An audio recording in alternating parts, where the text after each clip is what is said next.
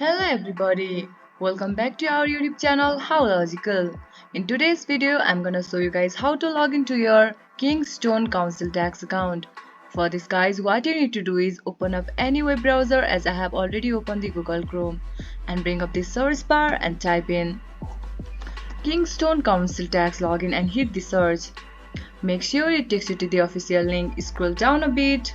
Over here you just need to click on kingston.gport.co.uk. Now you'll be taken to the new interface, which is the login page of the Kingston. Now over here you just need to enter your username. Similarly, enter your password over here. Just click on remember me for further use, but I suggest you guys do not try it in public computer.